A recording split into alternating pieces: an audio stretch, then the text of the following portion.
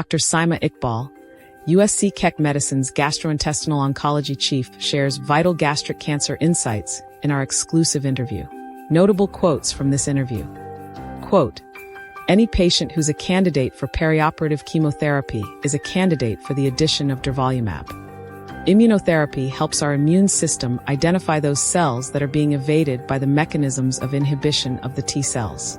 That pathway is clearly important in esophagogastric cancer. The addition of immunotherapy has now led to a positive outcome and an improvement in event-free survival in our patients." What patient factors decide if adding durvalumab to FLOT chemo is best for stomach cancer surgery? So at this time, any patient who's a candidate for perioperative chemotherapy is a candidate for the addition of durvalumab, as long as they don't have a contraindication to the immunotherapy itself.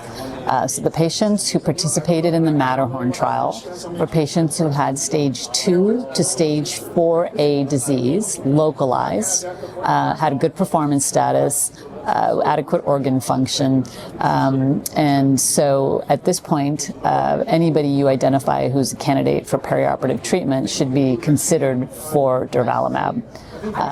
The only caveat to that is that patients with autoimmune disorder or have other contraindications to the immunotherapy itself, obviously that would be a risk-benefit discussion to determine whether or not those patients would want to move forward with treatment, depending on the toxicities that may be associated with that.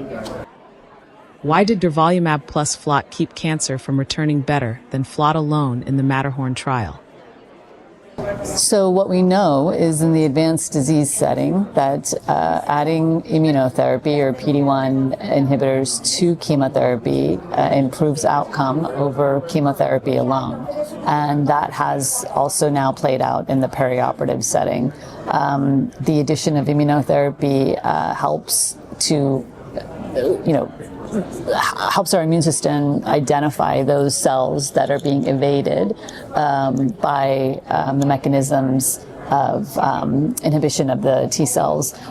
So that pathway is clearly important in esophagogastric cancer. And so the addition in the perioperative setting has now led to a positive outcome and an improvement in event-free survival in our patients. What challenges or side effects might patients face with durvalumab and FLOT treatment? So FLOT chemotherapy has a whole host of side effects, and you have to be in pretty good shape to be able to tolerate FLOT. That's 5-FU, leucovorin, oxaliplatin, and docetaxel. The addition of the immunotherapy will add other side effects, which we will talk about, immune-related side effects.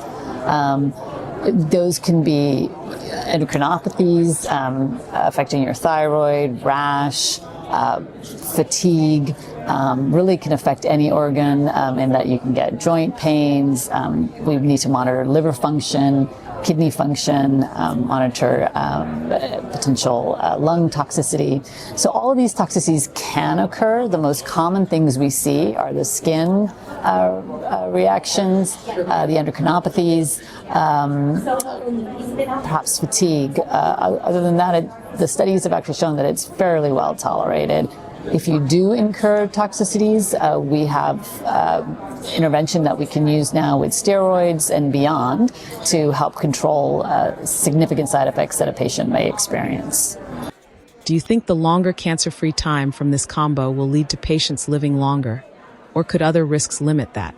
No, even though we don't have the overall survival data yet, it looks promising, and so I'm hopeful and anticipating that this will lead to an improvement in survival. That's yet to come.